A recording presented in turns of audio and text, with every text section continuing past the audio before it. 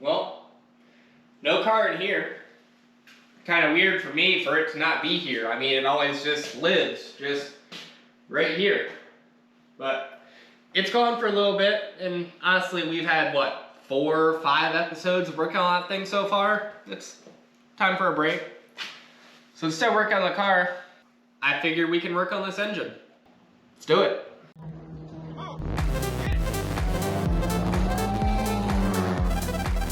Don't ask me if it works. I assume it does. I don't know. This thing's never been in a wind tunnel.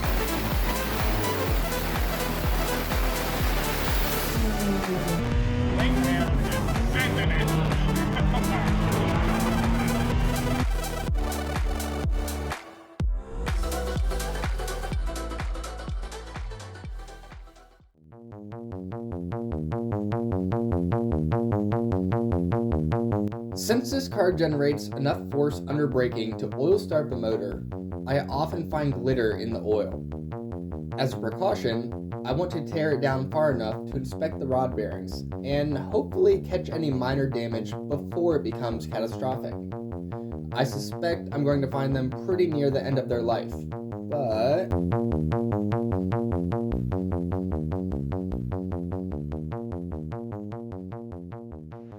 So the news in here definitely isn't great, but it's also not as bad as I was expecting it to be.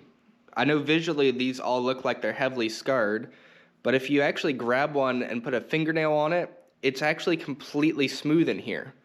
So I don't know if all that stuff that's worn away is just a coating or what's going on there, but I think I'm going to replace these anyway just because it's cheap insurance and I'm in here this far anyway. The good news down here is that the crank journals look completely fine. There's some very light scuffing here on number 3, but I think by the time I put some new bearings in it, this whole bottom end's gonna be very happy and completely serviceable.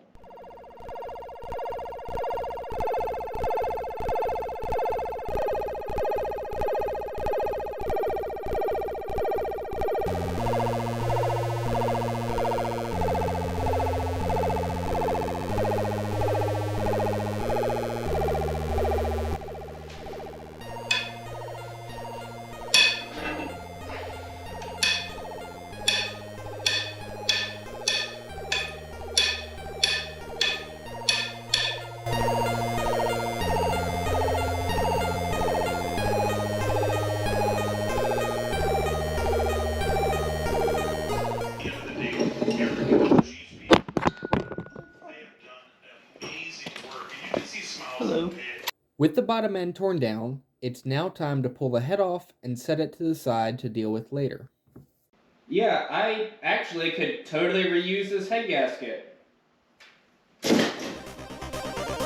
First item on my maintenance list is deal with a large dent in the oil pan that occurred from a curb strike.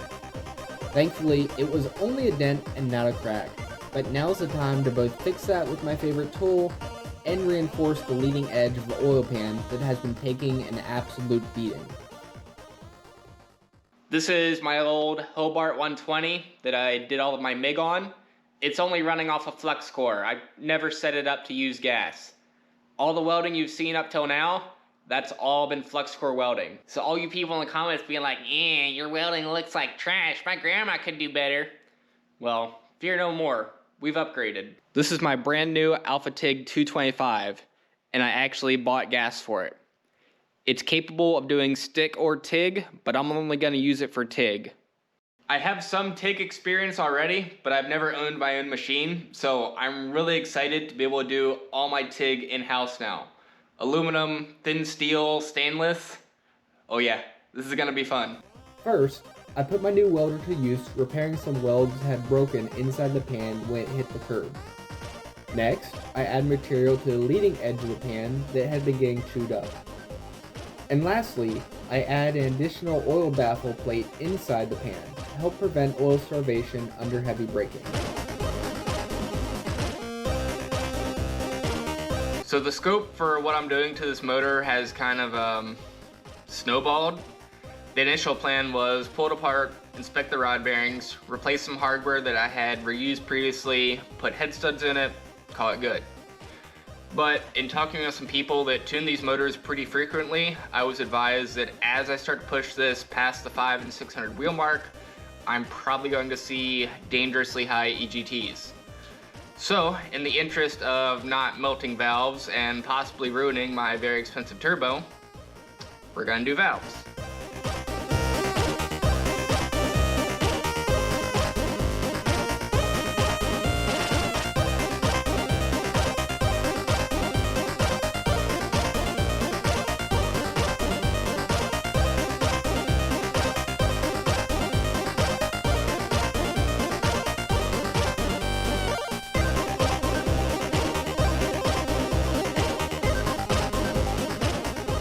I got some brand new ACO rod bearings.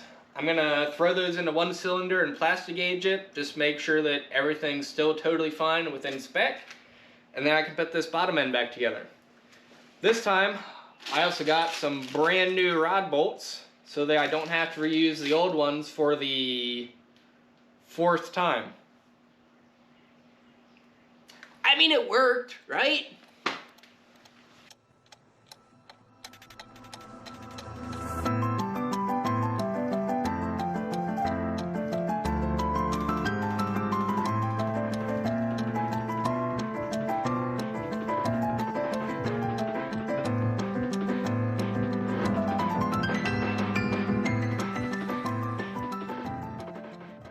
Yeah, that last 90 degrees of torque is not stressful at all.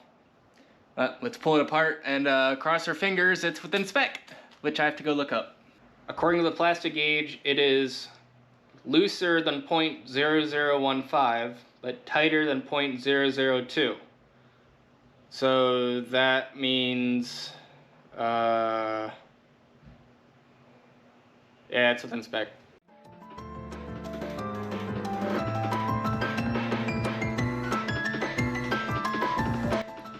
Brand new rod bolts.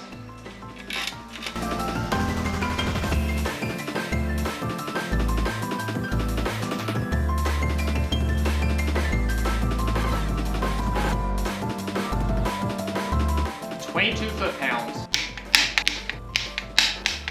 And now the part that is absolutely 100% not stressful whatsoever. 90 degrees on each bolt, precisely eyeballed.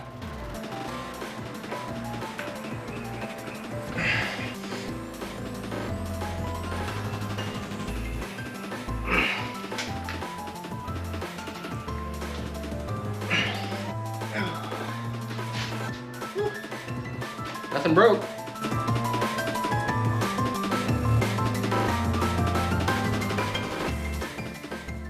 Now this should be easy, because reassembly is just reverse of removal, right?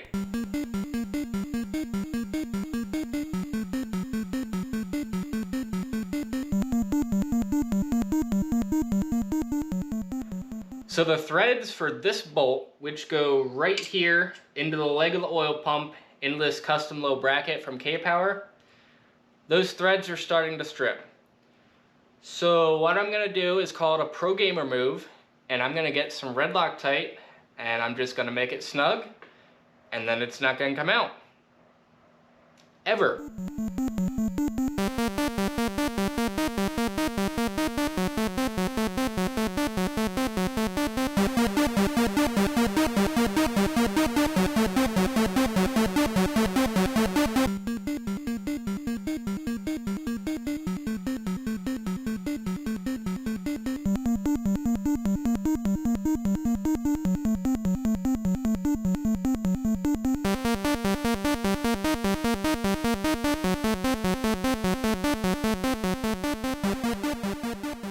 This is how you know that we're gonna have a good time.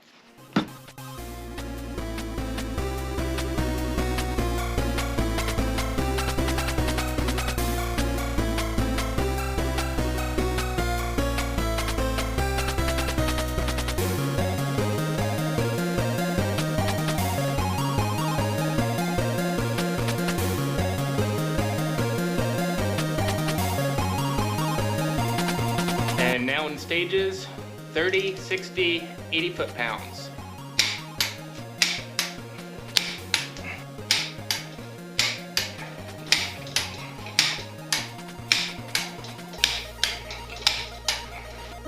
it's looking like a motor again. Now just put the cams back in, reshim those, retime it. Yeah, almost there.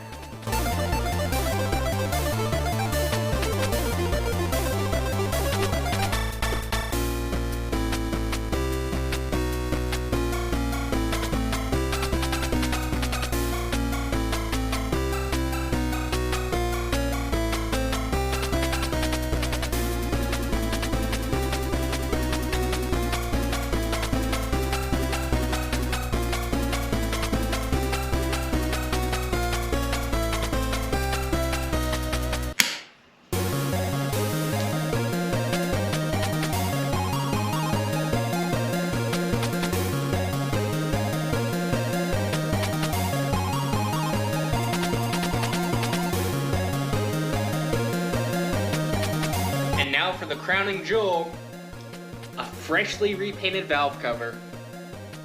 I can't wait to put some greasy fingerprints on this thing.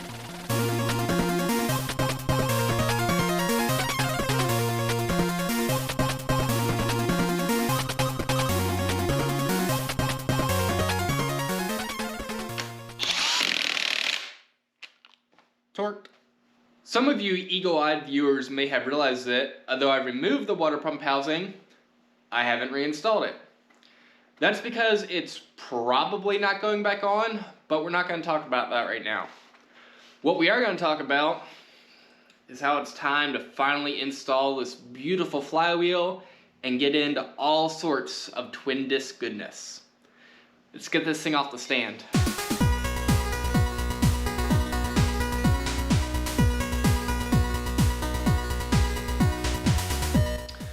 Small problem, the new flywheel comes with ARP hardware, which is 19mm 12 point. I don't have 19mm in 12 point, but I do have a 3/4 inch in 12 point, which is, yeah, close enough. Only problem being that the walls on this are too fat, so now I have a dilemma. Do I make all my neighbors mad and run the angle grinder pretty late at night, or do I wait about a week until I have time to keep doing this? Yeah, it wasn't really all that hard a choice. The neighbors probably already hate me. Got my custom socket, we can keep going.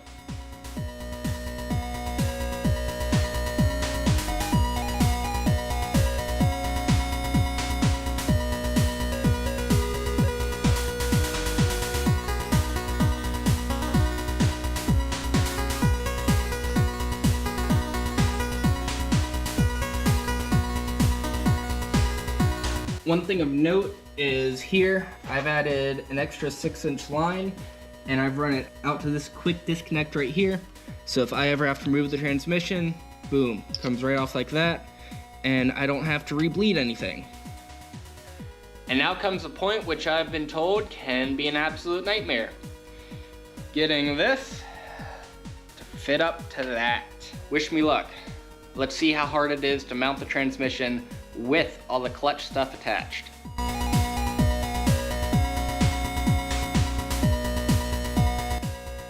Well, it's together now, hopefully for the last time.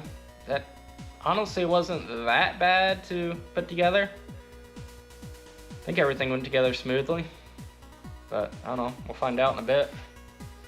It's currently 2 a.m., so I'm going to bed. Catch y'all on the next shot. Alright, back in the garage. It's the next morning, got some sleep. It was great, but I am feeling very, very happy seeing the engine and transmission assembled for the final time. This is a big milestone, almost as big as whenever I found out that the transmission would actually fit in the car the first time. So, I'm feeling great. And the other good news is that the cage builder's been in contact with me, and the cage is complete. He sent over a bunch of photos, and guys, it looks absolutely magnificent. I cannot wait to get it back here in the shop, paint it, show it off, because it's a real work of art. He did a good job on it. So I'm gonna go pick up the car in a few days, but you guys are gonna have to wait to see it. So till then,